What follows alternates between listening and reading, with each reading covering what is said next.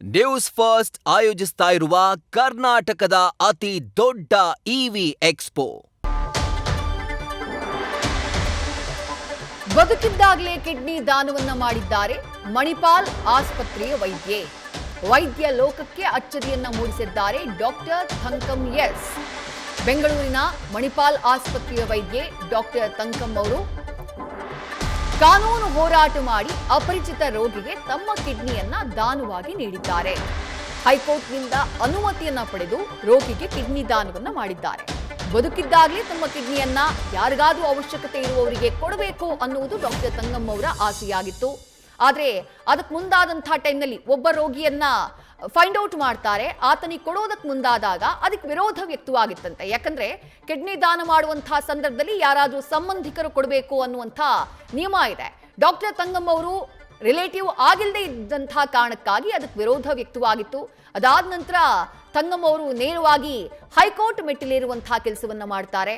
ಹೈಕೋರ್ಟ್ನಲ್ಲಿ ಅನುಮತಿಯನ್ನ ಪಡೆದಂತಹ ನಂತರದಲ್ಲಿ ಈಗ ಯಾರಿಗೆ ಇವರ ಕಿಡ್ನಿ ಮ್ಯಾಚ್ ಆಗ್ತಾ ಇತ್ತೋ ಅವರಿಗೆ ತಮ್ಮ ಕಿಡ್ನಿಯನ್ನ ದಾನ ಮಾಡುವಂತಹ ಕೆಲಸವನ್ನ ವೈದ್ಯೆ ಥಂಕಂ ಎಸ್ ಅವರು ಮಾಡಿದ್ದಾರೆ.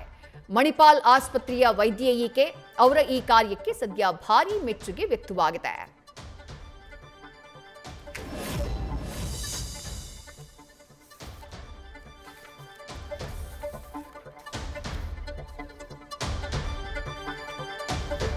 ಎರಡು 2014ರಲ್ಲಿ ಅಂಗಾಂಗ ದಾನಕ್ಕೆ ನೋಂದಣಿಯನ್ನ ಮಾಡಿಸಿಕೊಂಡಿದ್ರು ಡಾಕ್ಟರ್ ಥಂಕಂ ಎಸ್. ಡೀಟೇಲ್ಸ್ ನಮ್ಮ ಪ್ರತಿನಿಧಿ ಭರತ್ ನೀಡ್ತಾ ಹೋಗ್ತಾರೆ. ಭರತ್, ನಿಜಕ್ಕೂ ಒಂದ್ ರೀತಿ ಇನ್ಸ್ಪೈರಿಂಗ್ ಸ್ಟೋರಿ ಡಾಕ್ಟರ್ ಥಂಕಂ ಎಸ್ ಅವರದ್ದು. ರಿಜಿಸ್ಟರ್ ಮಾಡಿಸಿಕೊಂಡಿದ್ದು 2014ರಲ್ಲಿ, ಆದ್ರೆ ದಾನ ಮಾಡೋದಕ್ಕೆ ಮುಂದಾಗದಾಗ ಅವರಿಗೆ ಕಾನೂನಿನ ಅಡೆತಡೆ ಎದುರಾಗ್ಬಿಡುತ್ತೆ. ಅದಾದ ಬಳಿಕ ಅವರು ಹೈಕೋರ್ಟ್ ಮೆಟ್ಟಿಲೇರಿದ್ದು. ಈ ಕಂಪ್ಲೀಟ್ ಜರ್ನಿ ಯಾವ ರೀತಿಯಾಗಿತ್ತು?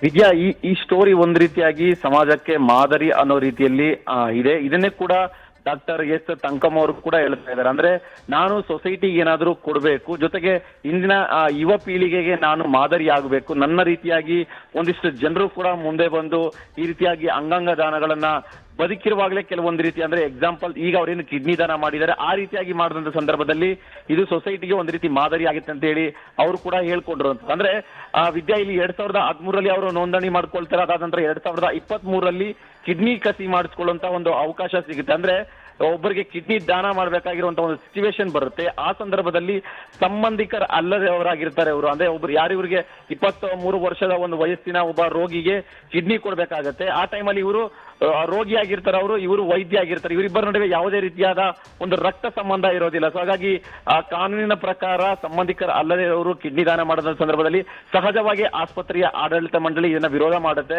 ಸೊ ಕುಟುಂಬಸ್ಥರು ಕೂಡ ಅಲ್ಲಿ ವಿರೋಧ ಆಕ್ಷೇಪವನ್ನು ಕೂಡ ವ್ಯಕ್ತಪಡಿಸ್ತಾರೆ. ಆ ಸಂದರ್ಭದಲ್ಲಿ ಹೈಕೋರ್ಟ್ಗೆ ಡಾಕ್ಟರ್ ಎಸ್ ಥಂಕಂ ಅವರು ಹೋಗ್ತಾರೆ. ಅಂದ್ರೆ ಹೈಕೋರ್ಟ್ಗೆ ಹೋಗಿ ಸ್ವಂತ ಇಚ್ಛೆಯಿಂದ ನಾನು ಕಿಡ್ನಿ ದಾನವನ್ನ ಮಾಡ್ತಾ ಇದ್ದೀನಿ, ನನಗೆ ಅನುಮತಿ ಕೊಡಬೇಕು ಅಂತೇಳಿ ಹೈಕೋರ್ಟ್ ಮೊರೆ ಹೋಗ್ತಾರೆ. ಹೈಕೋರ್ಟ್ ಮೊರೆ ವಿಚಾರಣೆ ಕೂಡ ನಡೆಸುತ್ತೆ. ಅವರ ಒಂದು ಹೇಳಿಕೆಯನ್ನು ಕೂಡ ಪಡೆಯುತ್ತೆ. ಅದಾದ ನಂತರ ಅಂದ್ರೆ 2024 ಜೂನ್ ನಲ್ಲಿ ಅವರು ಹೈಕೋರ್ಟ್ಗೆ ಹೋದಂತ ಸಂದರ್ಭದಲ್ಲಿ ಡಿಸೆಂಬರ್ ವರೆಗೂ ವಿಚಾರಣೆ ನಡೀತಾ ಇರುತ್ತೆ.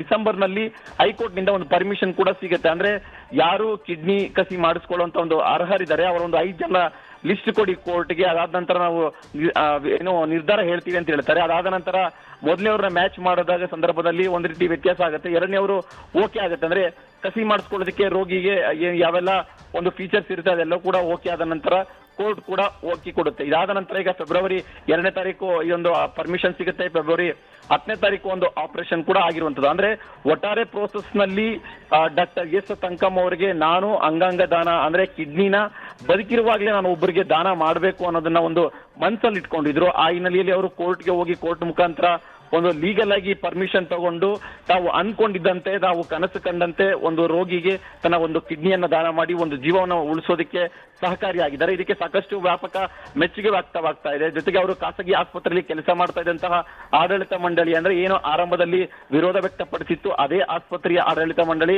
ಅವರಿಗೆ ಒಂದು ಭರ್ಜರಿಯಾದ ಒಂದು ವೆಲ್ಕಮ್ ಮಾಡಿ ಅವರ ಸ್ವಾಗತ ಮಾಡಿರುವಂತಹ ಒಂದು ಚಿತ್ರಗಳು ಕೂಡ ಈಗ ನಮಗೆ ಲಭ್ಯವಾಗಿರುವಂತದ್ದು. ಜೊತೆಗೆ ಸಮಾಜದಲ್ಲೂ ಕೂಡ ಸಾಕಷ್ಟು ಅವರಿಗೆ ಮೆಚ್ಚುಗೆ ಕೂಡ ಈಗ ವ್ಯಕ್ತವಾಗ್ತಾ ಇದೆ. ವಿದ್ಯಾ, ಥ್ಯಾಂಕ್ ಯು ಭರತ್ ತಮ್ಮೆಲ್ಲ ಡೀಟೇಲ್ಸ್ಗೆ. ನ್ಯೂಸ್ ಫಸ್ಟ್ ನಿರ್ಭೀತಿಯಿಂದ ನಿಮ್ಮ ಪರವಾಗಿ.